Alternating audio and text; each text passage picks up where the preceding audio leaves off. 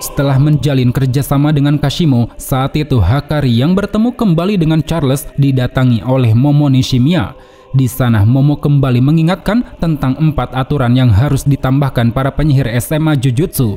Pertama, yaitu membuat pemain bisa saling bertukar poin untuk mencegah pencabutan teknik kutukan, yang mana aturan ini telah ditambahkan oleh Yuji melalui Higuruma. Kedua, membuat pemain bisa mundur dari Culling Game untuk menyelamatkan korban tak bersalah seperti kakak Megumi. Ketiga, membuat sinyal komunikasi di dalam Culling Game untuk mengetahui keadaan di setiap koloni. Dan keempat, membolehkan akses keluar masuk koloni dengan bebas untuk membantu rekan di koloni berbeda. Dari keempat aturan ini, Momo yang tahu jika Hakari telah mendapat 100 poin dari Kashimo menyuruhnya untuk menunda aturan nomor 3 dan 4. Hal itu dikarenakan saat ini mereka memiliki 2 penyihir yang bisa mengakali kedua aturan tersebut. Pertama yaitu Maki Zenin yang bisa keluar masuk koloni dengan bebas, dan kedua yaitu Ui Ui yang bisa menggunakan teknik kutukan teleportasi untuk mengetahui keadaan di dalam koloni. Di sisi lain, mendengar pernyataan tersebut, Hakari seketika dibuat heran, terutama dengan kasus yang dialami Maki di mana dia bisa keluar masuk koloni dengan bebas. Menjawab pertanyaan itu, Momo pun menegaskan bahwa sekarang Maki telah menjadi monster. Tanpa alasan yang pasti, dia tidak terdeteksi oleh Kogane ketika menerobos masuk ke dalam perisai koloni. Apa yang disampaikan oleh Momo ini memang benar adanya. Saat itu di koloni berbeda, tepatnya koloni Sakurajima, Maki tengah membantai sejumlah roh kutukan. Dengan menggunakan pedang pemotong jiwa, dia pun langsung menciptakan ledakan hebat yang sanggup membinasakan mereka semua. Setelah menunjukkan aksi tersebut, Maki lalu bertemu dengan Kamo Noritoshi. Di sana Noritoshi menyampaikan bahwa Maki telah menjadi sangat kuat, berbeda dengan dirinya yang sekarang justru dikeluarkan dari posisi kepala klan Kamo. Meskipun semua itu disebabkan oleh keberadaan Kenjaku karena berhasil memanipulasi para petinggi Jujutsu. Dan kini di saat keduanya bertegur sapa, baik Maki maupun Noritoshi tiba-tiba merasakan adanya energi kutukan sangat besar, yang mana setelah dicermati lebih jauh, di atas langit telah muncul sesosok kutukan tak dikenali tengah masuk ke dalam perisai Culling Game. Seolah menemukan mangsanya, kutukan berwujud ulat ini tiba-tiba meluncur cepat ke arah Maki dan Noritoshi. Terlihat saat itu, kecepatan yang ditunjukkannya sungguh luar biasa sampai-sampai membuat Noritoshi tidak dapat merespon. Bahkan Maki yang ternyata menjadi incaran targetnya harus terdorong jauh hingga menabrak sebagian kota dan pepohonan hutan. Dalam kondisinya yang terjepit ini, Maki mencoba untuk melancarkan pukulan pada kutukan tersebut. Namun sayang, usahanya nampak tidak berhasil. Dia kembali mendapat hantaman dan membuatnya kembali tersudutkan di antara bebatuan. Di momen inilah kita akhirnya diperlihatkan pada sosok asli dari kutukan tersebut, yang mana di saat kutukan ini mencekik Maki, di balik topengnya tiba-tiba muncul wajah Naoya Zenin. Sambil menebar senyuman yang menyeringai, dia pun menegaskan bahwa kehadirannya di sini adalah untuk membunuh Maki.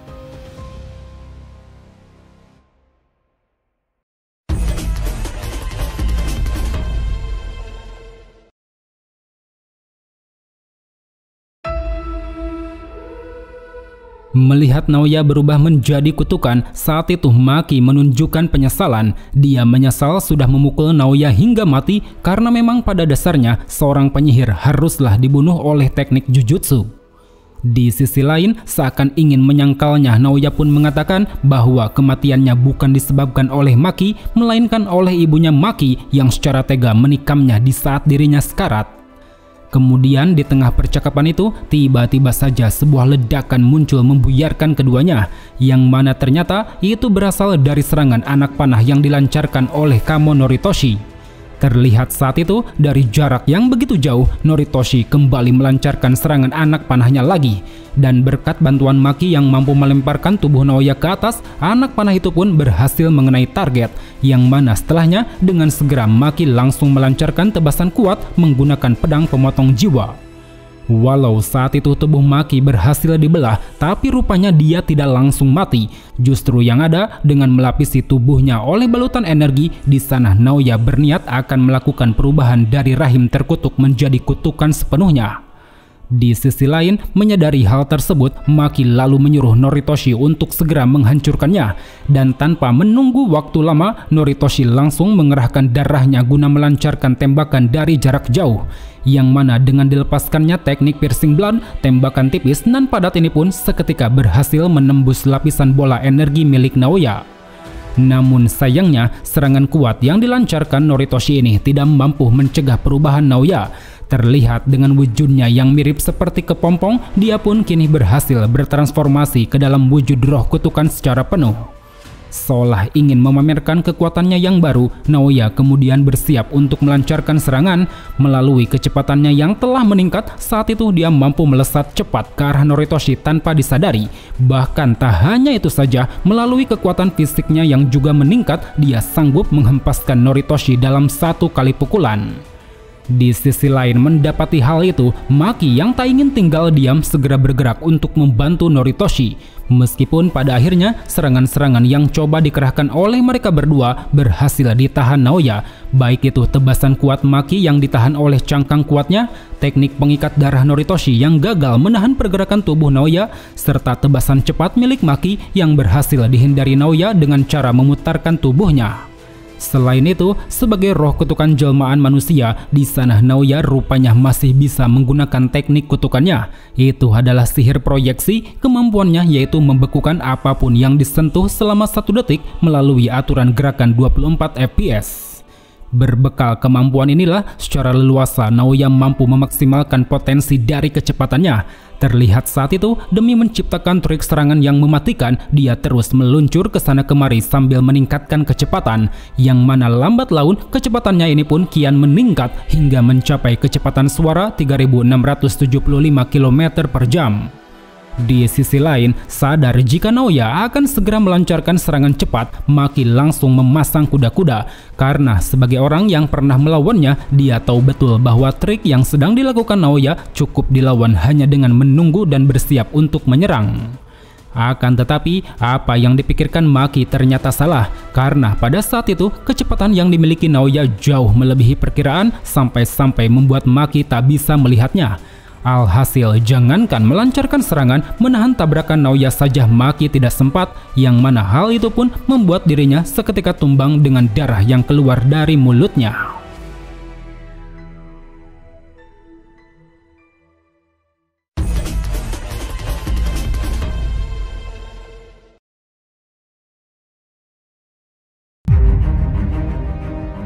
Setelah Maki tergeletak di tanah, saat itu Naoya melontarkan ejekan. Dia menilai bahwa Maki tidak pantas disandingkan dengan Toji karena sekarang kekuatannya tak sehebat yang dirinya kira. Sementara itu, di sisi lain, melihat Maki tengah terpojok, Noritoshi segera melancarkan 2 serangan. Pertama, yaitu tembakan anak panah yang berhasil mengelabui pandangan Naoya, dan kedua, yaitu tebasan darah dari jarak dekat yang membuat Naoya pun menjauh dari tempat Maki. Sambil menarik kembali darahnya, Noritoshi lalu menyampaikan pada Maki bahwa dirinya akan mengambil alih pertarungan. Hal itu bertujuan agar dia bisa mengulur waktu setidaknya 5 menit demi bisa membuat Maki memulihkan tenaganya. Dari sanalah seraya Maki menghilang dari medan tempur, Noritoshi mulai bersiap untuk bertarung seorang diri. Sadar bahwa Naoya bukan lawan yang sepadan, dengan penuh keberanian, dia pun segera melancarkan serangan berupa teknik pengikat darah. Yang mana lagi-lagi teknik tersebut mampu dihancurkan dengan mudah oleh Naoya melalui cangkang tubuhnya yang sangat kuat. Melihat hal itu, sejenak Noritoshi akhirnya menemukan cara untuk bisa memberi perlawanan. Dia berpikir meski Naoya memiliki kecepatan dan ketahanan yang luar biasa, tapi ada satu hal yang menjadi kelemahannya, itu adalah tubuh bagian dalam.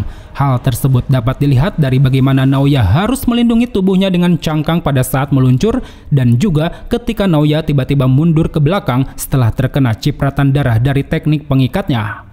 Di tengah Noritoshi memikirkan hal itu, secara tak terduga dia mendapat 2 hantaman keras dari Naoya. Pertama yaitu serangan pukulan yang membuat Noritoshi terhempas sangat jauh, dan kedua serangan susulan berupa sundulan yang membuat Noritoshi harus terdorong menabrak pepohonan.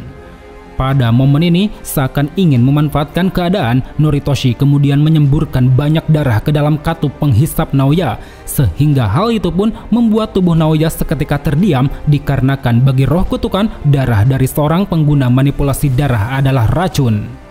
Dan kini melihat lawannya tengah menerima efek racun, Noritoshi segera melesat mendekati Naoya guna melancarkan serangan terkuatnya.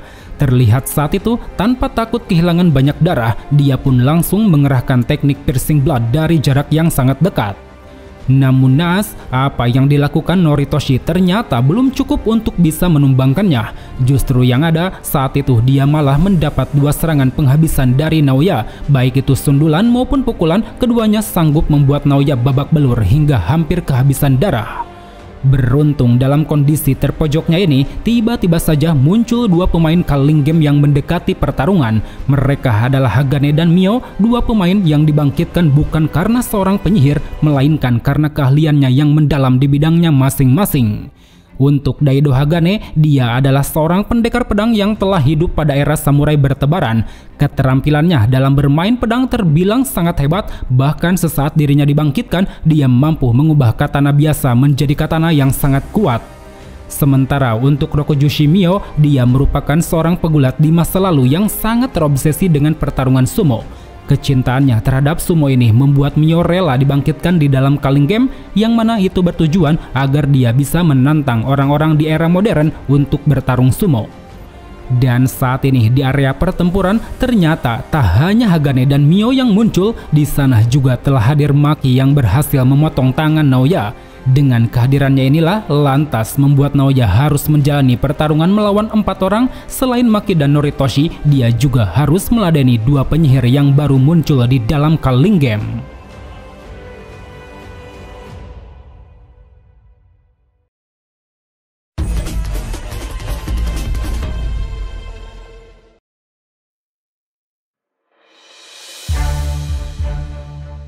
Pada saat Maki kembali ke medan tempur, saat itu Hagane yang melihat keberadaan pedang di tangan Maki dengan cepat segera merebutnya tanpa disadari.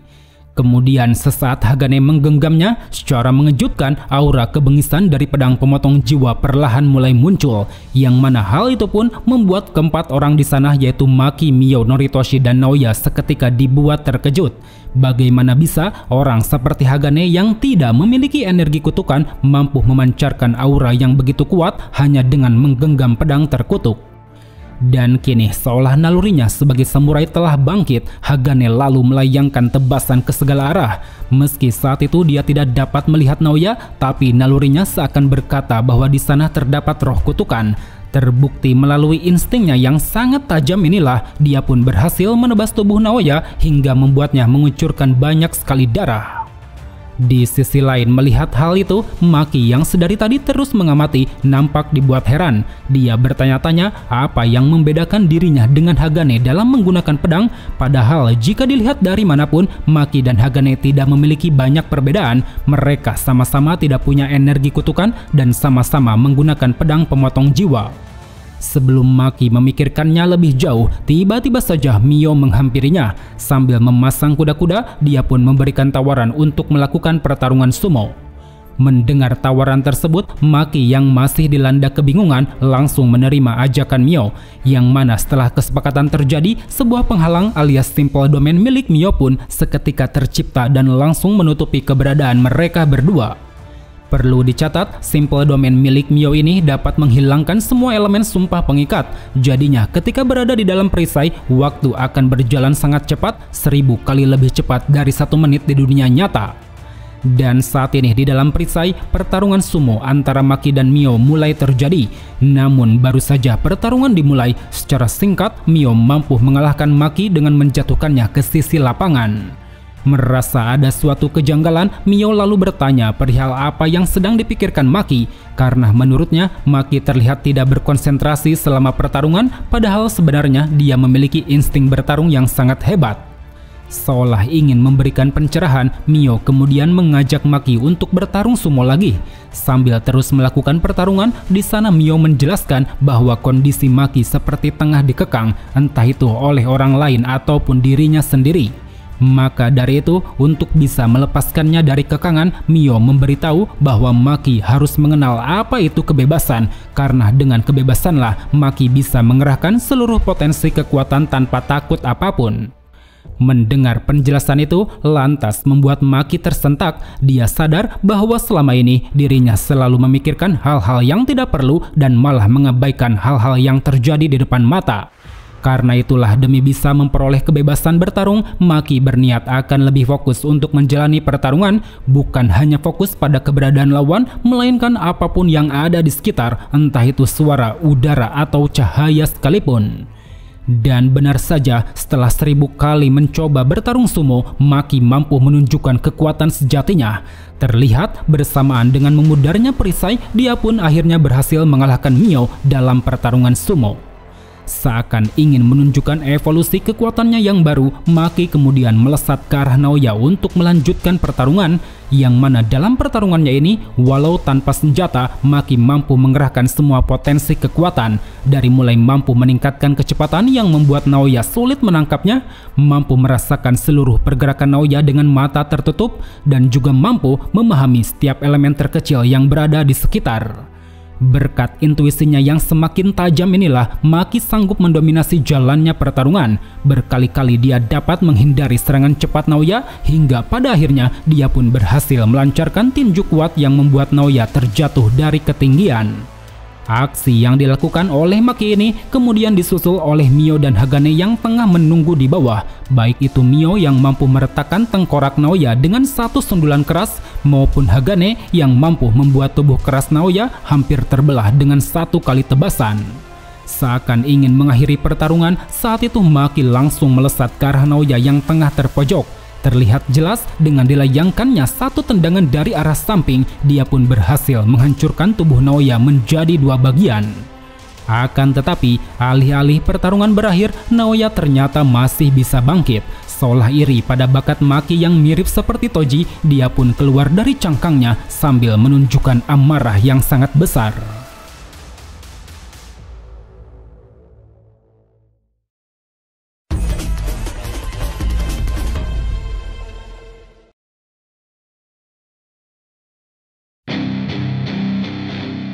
Demi melampiaskan amarahnya, saat itu Naoya langsung mengaktifkan teknik Domain Expansion. Namanya adalah Time Cell Moon Palace, yang berarti istana bulan sel waktu. Seakan mencerminkan namanya, domain ini memiliki latar di luar angkasa. Di dalamnya terdapat area pijakan berbentuk seperti rahim yang saat itu tampak berdiri Hagane dan Mio di hadapan Naoya.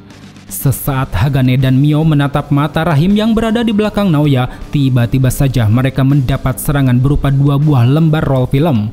Walau serangan tersebut tampaknya tidak berefek fatal, tapi setelahnya sesuatu mengejutkan terjadi pada mereka. Di mana saat itu, ketika Hagane dan Mio bergerak hendak melancarkan serangan, tubuhnya tiba-tiba mengeluarkan banyak sekali darah. Di sisi lain, dengan penuh kegirangan, Naoya lalu menyampaikan bahwa mekanisme dari domainnya ini sama seperti teknik kutukannya, yaitu membuat lawan membeku selama 1 detik melalui aturan 24 fps. Satu hal yang menjadi pembeda yaitu targetnya tak hanya sekedar gerakan tubuh, melainkan semua sel yang berada di dalam tubuhnya. Jadi jika seseorang yang disentuh tidak bergerak sesuai prediksi Naoya, maka tak hanya tubuhnya saja yang membeku, tapi semua sel di dalam tubuhnya juga akan berhenti. Sehingga hal itu pun akan membuat sel darah mengalami kerusakan dan seketika terurai dari dalam tubuh. Kemudian setelah menjelaskan semuanya, Naoya tiba-tiba merasakan adanya kejanggalan, yang mana kejanggalan tersebut berlabuh pada sosok Maki. Entah kenapa keberadaannya tidak dapat terdeteksi, padahal Maki sudah terjebak ke dalam domain. Di tengah Naoya memikirkan hal itu, Hagane yang tampak masih berdiri segera berupaya melancarkan tebasan. Namun lagi-lagi dia harus mengeluarkan banyak sekali darah sampai-sampai membuat tangan yang menggenggam pedang pemotong jiwa harus terputus. Di momen inilah hal mengejutkan pun terjadi. Pedang pemotong jiwa yang tadi melayang ke arah Naoya tiba-tiba menusuk dadanya dari arah belakang, yang mana setelah diamati lebih jauh ternyata itu adalah ulah dari Maki Zenin yang sedari tadi bersembunyi tepat di belakang Naoya. Dari sana akhirnya terungkap tentang alasan kenapa Maki tak dapat terdeteksi oleh Domain. Hal itu disebabkan sekarang keberadaan Maki sudah sepenuhnya mirip dengan Toji, di mana dia tidak memiliki energi kutukan sedikit pun. Jadi dengan energi kutukannya yang kosong inilah Maki mendapat keuntungan di dalam domain biasa. Seperti perisai domain akan menganggap Maki sebagai benda mati, dan juga efek pasti kena dari domain tidak akan berdampak pada Maki. Dan saat ini di hadapan Naoya yang tengah mengamuk, Maki dapat terhindar dari efek pasti kena pembekuan milik Naoya, yang mana setelahnya demi segera mengakhiri pertarungan, Maki lalu bersiap untuk melayangkan tebasan penghabisan. Terlihat saat itu berbekal instingnya yang kini bisa melihat jiwa dari benda mati, Maki pun mampu memaksimalkan pedang pemotong jiwa yang sanggup membinasakan kutukan Naoya secara penuh. Bersamaan dengan hancurnya domain Naoya, pertarungan penuh aksi ini pun sekarang sudah berakhir. Baik Mio maupun Hagane, keduanya masih hidup meski tubuhnya penuh dengan luka. Begitupun Noritoshi yang dari tadi hampir kehabisan darah, tampak masih bisa bernafas. Sementara itu, sebagai orang yang menghabisi Naoya, Maki terlihat masih berada pada kondisi bugar. Sembari menggenggam pedang pemotong jiwa, dia pun menunjukkan tatapan tajam seolah menandakan bahwa kini sang dewa perang sudah terlahir kembali.